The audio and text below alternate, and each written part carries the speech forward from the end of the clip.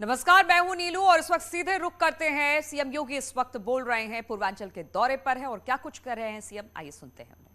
Party की सरकार के लिए जौनपुर की जनता ने जो समर्थन और आशीर्वाद दिया है उसके प्रति आभार व्यक्त करने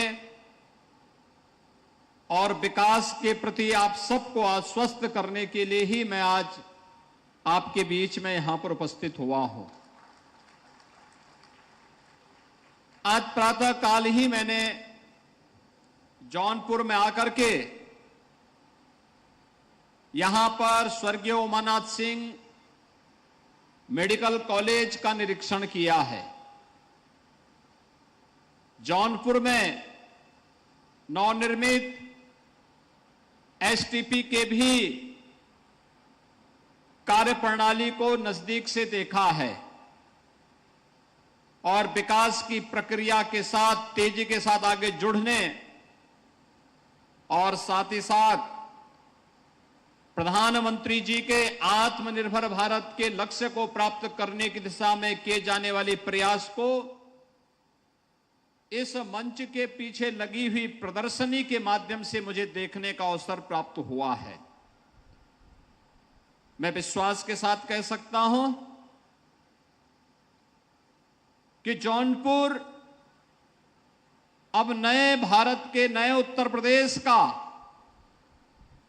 विकास की प्रक्रिया के साथ तेजी से आगे बढ़ता हुआ एक जनपद है और बहुत शीघ्र जौनपुर में वे सभी प्रकार की सुविधाएं जौनपुर वासियों को प्राप्त होंगी जिसको लेकर के दशकों से यहां के लोगों को इंतजार था। भाइयों बहनों, विकास आज की आवश्यकता है, लेकिन हम सबको इस बारे में ध्यान रखना होगा कि विकास की योजनाओं के लिए ईमानदारी के साथ वे योजनाएं जिस उद्देश्य से शासन ने दी हैं उसकी धनराशि का उपयोग उस संबंधित कार्य पर हो, इस पर भी उतना ही ध्यान दिए जाने की आवश्यकता है।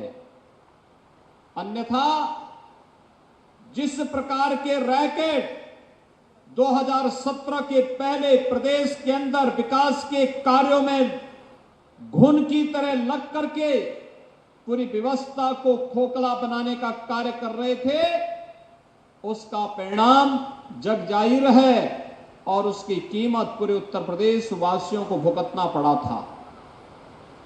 आज तो उत्तर प्रदेश का कोई नागरिक उत्तर प्रदेश से बाहर कहीं जाता है, सम्मान की दृष्टि से देखा जाता है। 5 साल पहले ऐसी स्थिति नहीं थी।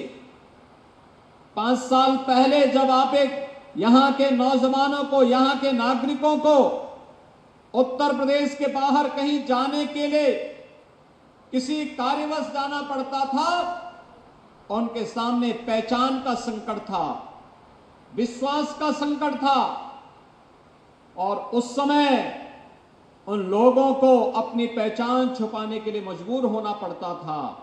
आज मैं दावे के साथ कह सकता हूं कि विगत 5 वर्ष के अंदर प्रधानमंत्री मोदी जी के मार्गदर्शन में उत्तर प्रदेश में की सरकार ने आप सबके सहयोग से अपराध और अपराधियों पर जीरो टॉलरेंस की जिस नीति के तहत कार्य किया, आज देश के अंदर एक नया विश्वास पैदा हुआ है और उत्तर प्रदेश के मॉडल को लोगों ने हाथों हाथ लेकर के इस बात को स्वीकारा है कि उत्तर प्रदेश में अपराध और अपराधियों के लिए अब कोई जगह नहीं होगी।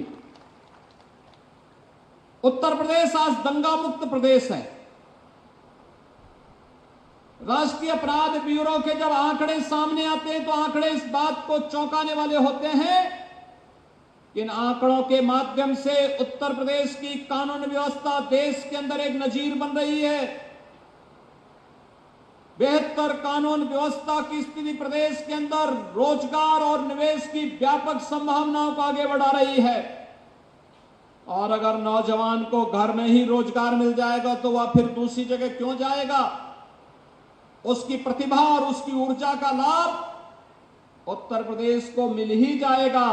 और उत्तर प्रदेश के अंदर आज वे सभी संभावनाएं तेजी के साथ आगे बढ़ी हैं। हम लोग अभी कोरोना से उबरे हैं।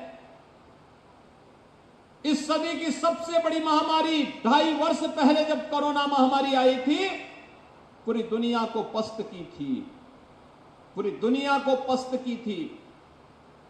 और उस समय आप सब ने इस बात को अनुभव किया होगा। प्रधानमंत्री मोदी जी के नेतृत्व में जीवन और जीविका को बचाने के लिए जो कार्यक्रम चले, फ्री में टेस्ट, फ्री में उपचार, फ्री में हर जरूरतमंद को राशन की सुविधा और फ्री में वैक्सीन। फ्री में वैक्सीन 200 करोड़ वैक्सीन की डोजेज भी लग गई। लगातार ये पहली बार हो रहा है जब संवेदनशील सरकारें पूरी संवेदना के साथ बिना भेदभाव के अपने शासन की योजनाओं को समाज के प्रत्येक तबके तक पहुंचाने का कार्य कर रही हैं। लेकिन इस सब के बावजूद जब कोरोना कालखंड के दौरान लॉकडाउन लगा और भारी संख्या में प्रवासी कामगार और श्रमिक अपने अपने गांव की तरफ प्लान किए थे, तो भाइयों बहनों, अकेले जौनपुर जनपद में भी 1.5 लाख से अधिक प्रवासी कामगार और श्रमिक वापस आए थे। और जनप्रतिनिधियों ने और प्रशासन ने मिलकर के जिस जिम्मेदारी के साथ उन्हें सुरक्षित उनके घर तक पहुंचाने और उनके भरण पोषण की व्यवस्था की, और केवल जौनपुर के ही नहीं, पूरे प्रदेश के अंदर 40 लाख ऐसे कामगार और श्रमिक उत्तर प्रदेश के अंदर आए थे जिन्हें सम्मान देने का कार्य और उनको आजीविका के साथ जोड़ने का कार्य उत्तर प्रदेश ने सफलतापूर्वक किया था। हम केवल कहते नहीं हैं, परिणाम में बदल करके उसे सामने लेकर के आते हैं। और आज इसीलिए मैं आज कह रहा हूं आप सबसे, भ्रष्टाचार के खिलाफ एक बड़ी लड़ाई को आगे बढ़ाने की आवश्यकता है।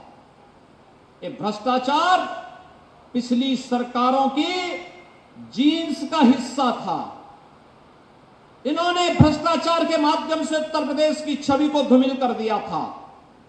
अपने लिए, अपने खानदान के लिए ये लोग भ्रष्टाचार पैदा करते थे। विकास की योजना लोक कल्याण के लिए नहीं, ठेकेदारों को लाभान्वित करने के लिए बनाते थे। अपने स्वयं के पाले हुए गुर्गों को लाभान्वित करने के लिए बनाते थे। और इसीलिए उन लोगों पर प्रहार करने के लिए इस सरकार ने पूरी मजबूती के साथ लड़ना प्रारंभ किया है। हमने तय किया है, भ्रष्टाचारी कोई भी होगा, उसकी संपत्ति को हम कुड़क करके फिर से उसे सार्वजनिक उपयोग में गरीबों के उपयोग के लिए उस संपत्ति को अधिग्रहण करने में भी